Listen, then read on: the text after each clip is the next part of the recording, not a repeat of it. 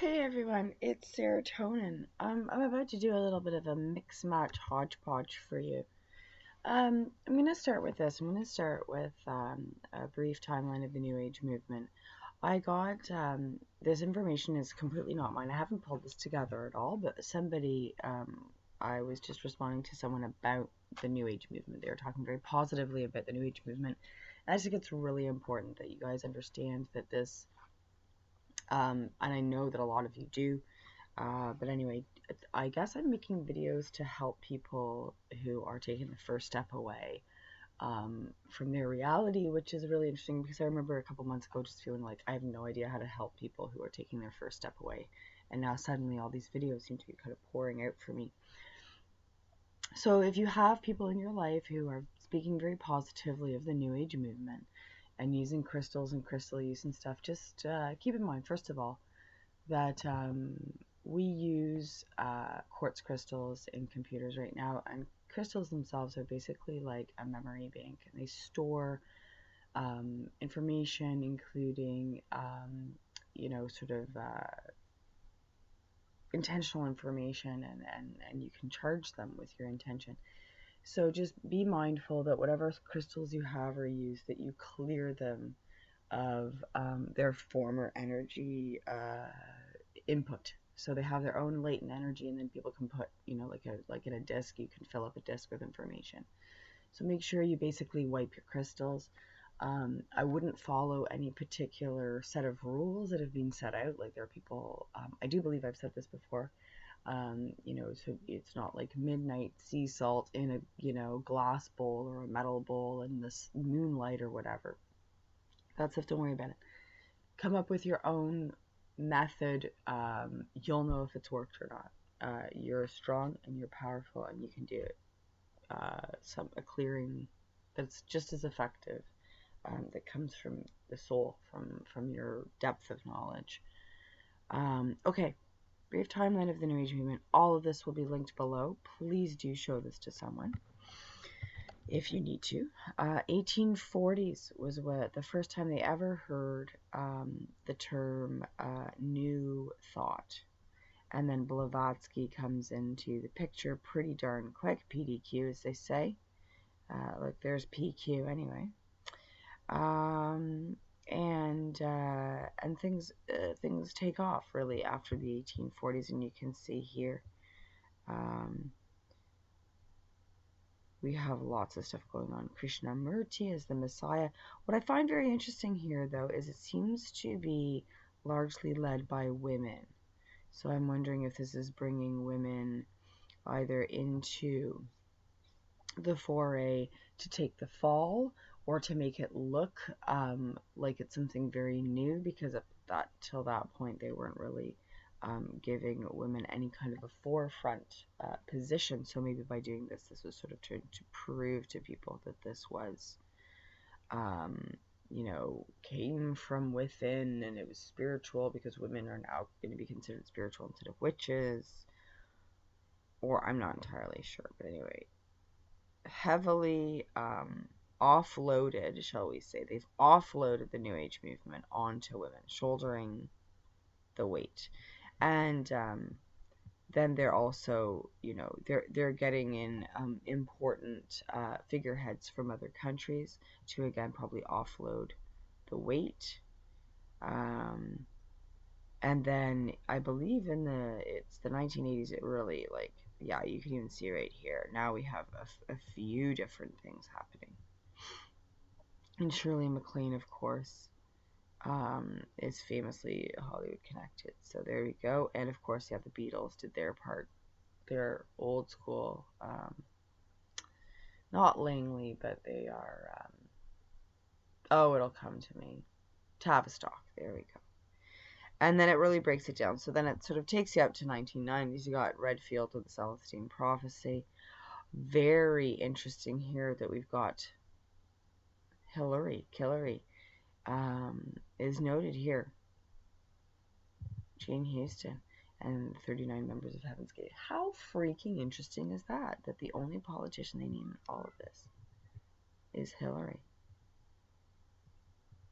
Okay, I will post this down below. Then there's this other very famous thing called the Plan, the New Age Gospel of the Left Behind. This is when they really started to grab some momentum and go with it. And this was something that was published, a full page, it says, in a Reader's Digest in full color from Lucius Trust. And if you go to our wiki page, which of course I will leave, you find that Lucius Trust is also known as the Lucifer Publishing Company. So you can check all into that. And there's a whole bunch of interesting stuff as to what buildings they were using in New York. So the Lucius Trust has they've printed a prayer to the Maitreya called the Great Invocation, and the last line of the prayer reads, "Let light, love, and power restore the plan on earth." And they call their vision to take over the world, the plan. And they talk in this about exactly what is being called for a lot right now, which is ascension. You become godlike. It's very interesting, and it's all about the light, coming into the light, which is a word that we use a lot right now. And it has ominous cleansing goals. This movement is, of course, intensely anti-Christian, anti-Semitic. It's just very interesting. They'll go through the change from the physical, solid body to the spiritual, and this is exactly what we talk about right now. And when people talk about ascension, and think about who's talking about ascension right now, these are people like David Wilcox and Corey Goode and Jordan Sather. These guys are still going on with using these terms, and they're talking about all this stuff. Now, very interestingly enough, the woman that I read right now, or I listen to right now, who's an astrologer, she recommended that I watch Stargate Atlantis, a show. So I watched it, a couple of episodes, and there was one point where there's an enemy alien that's called the Wraith, and Yellow Rose for Texas tells us that we have an enemy called the Sith. And they use similar, well, quite identical to what they say in Star Wars, and they use the chevron as one of their main symbols, and it's one of their ships. And this is all echoed in the show. It's very interesting. The show has heavy, heavy intel. Now, at one point, though, one of the characters, who's a wraith, she talks about something called the Great Awakening. And it's not the Great Awakening like what we're going through, apparently, in the US and Canada and all over the world. The Great Awakening is the awakening of the previously dormant rest of the species that does a culling every so many hundreds of years. So that was really interesting, and I found that very kind of compelling and upsetting at the same time. Now, to just kind of wrap up this video, one last thing I just really wanted to talk about because it came up in a huge way the other night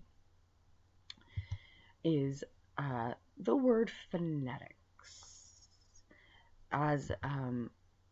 as pulled into the Phoenician people, who we now know to be the Venetians, who we now know to be it's the religious order that is what the Cabal, what we like to call the Cabal or the Elite, are infused in. This is what their religion is. So I find it very interesting that phonetics is a branch of linguistics that studies the sound of human speech, or in the case of sign language, the equivalent aspects of sign. It is concerned with the physical properties of speech sounds and signs, their physiological production, acoustic properties, auditory perception, and neurophysiological status. You don't say, hey? So, for example, phonetics, when you're talking about something that's that sounds phonetically similar, what you're saying, it's basically the basics of spellcasting and etymology. So, very interesting stuff. And I also just want to note here that the Phoenician alphabet has omitted all the vowels, which is something we see a lot now in company names and corporation names.